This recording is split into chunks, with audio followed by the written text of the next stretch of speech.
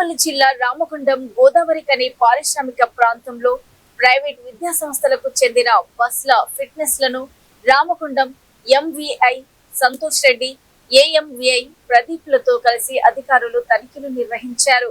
ఈ ఏడాది విద్యా సంవత్సరంలో పాఠశాలలు ప్రారంభమైన నేపథ్యంలో విద్యార్థులను తీసుకువెళ్లే బస్సుల ఫిట్నెస్ ను పరిశీలించారు.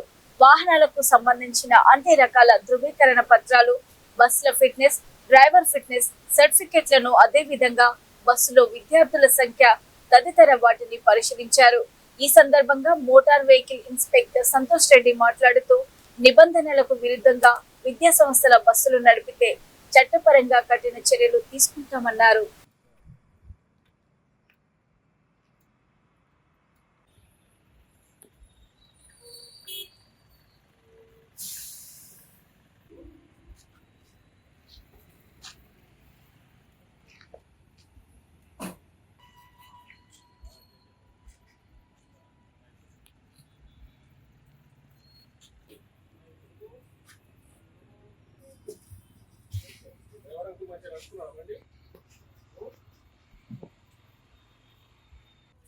ఏ క్లాస్ నా నువ్వు? ఎంత? Okay okay. అచ్చా నువ్వే ఇన్ఛార్జ్ నువ్వే ఉన్నావా?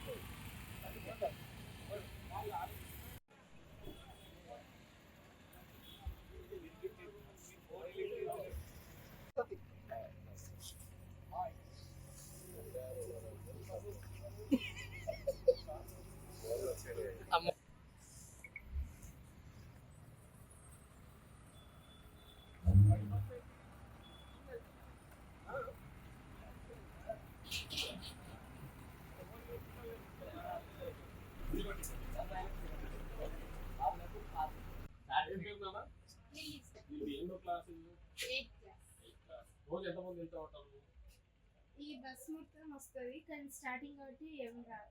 అదే నిన్ననే స్టార్ట్ అయినాయి కాబట్టి మేము రావాలి. ఏం కదన్నావు? లిల్లీ